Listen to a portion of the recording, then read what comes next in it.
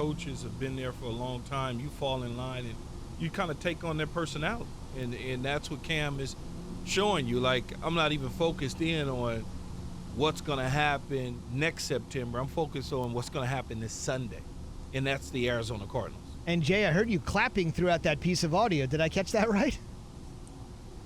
No, you did, Zubin, just because, I remember that. And I want to see Cam succeed. I think both Kia and I are in the same car as it relates to that, right? Well, the question is, though, the question is, though, as they continue to move along, I don't think they're going to make the playoffs. And I unfortunately feel like this will be the last time we will see Cam as a starter. I think Cam, I'm not sure it's going to work out with the Patriots long term. They're going to get through this season. I already look at this team as a team that is trying to rebuild, and Bill Belichick has had to make moves. I think he'll be with the franchise for a long time. But I don't see Cam having a long-term future with the Patriots. I see him being maybe a backup moving forward in his career, or somebody that's in the rotation. Key, are you ready to go to those lengths? I'm not yet. I think their playoff hopes are over, but I think they're going to evaluate him based on the rest of the season to decide on whether or not they bring him back or extend an opportunity for him to come back, whether he becomes a starter or they draft a guy or they find another veteran guy that they might want to bring in. I don't think that they've soured on Cam to the point where they wouldn't bring Cam back. I think Bill in the organization is smart enough to know that they don't have a whole lot of talent, and a couple key pieces on their defense has opted out, that they get those guys back. I think they look at that opposed to, okay, it's been a bad year. He's no good. Let's get rid of him. Let's go find another guy. I think they're smart enough to know what they have.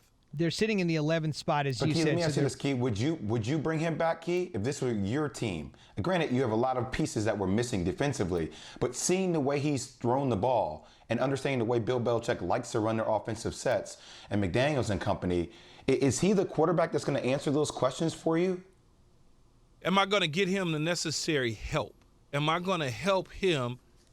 Am I going to get him some playmakers in free agency because I have some money to spend? Am I going to draft some quality guys that could help our offense? I would have to look at that. I mean, because it's very easy to say, oh, he's had a bad year, get rid of him.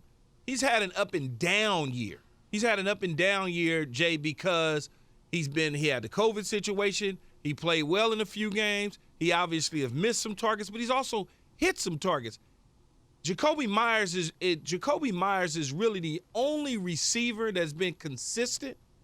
N'Keal Harry, a guy they drafted a year ago out of Arizona State in the first round. No, I'm ready to give up on him. You look at where's Julian Edelman. Julian Edelman's been hurt. He's been out of the lineup. So you start to kind of look at those things, and you say to yourself, I took on this as a staff and as an organization knowing that this was not the same quarterback as Tom Brady. So our philosophy offensively was going to change.